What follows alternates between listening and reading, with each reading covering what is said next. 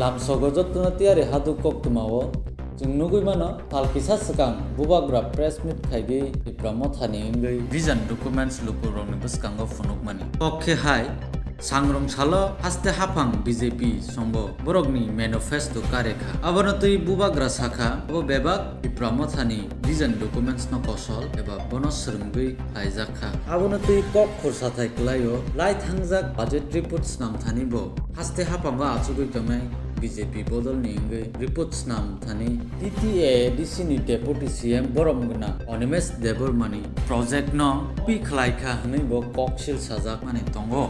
आज बीजेपी का मैनिफेस्टो मैंने देखा और वो लोग वही बात कर रहे जो हम पिछले 3 साल से बात कर रहे थे। हमें कॉपी किया, एजेंडा हमने बनाया और आज वो नकल कर रहे हैं। चलो, मुझे कोई प्रॉब्लम नहीं है। ऊँट तो अब पहाड़ के नीचे आया है ना। चलो, विश्वास तो हमें करना पड़ेगा पहले। अगर हम जीते तो ये जो एजेंडा है इसको और भी अपने तरफ लाने की कोशिश करेंगे। तिपरासा लोग, यहाँ तक हमने बीजेपी को तान दिया, कांग्रेस को भी तान दिया, सीपीएम को भी तान दिया। थोड़ा दिन और है, थानसा रखो। ये जो मैनिफेस्टो है ना, इससे और ज़्यादा लेंगे हम लोग अपना भविष्य के लिए।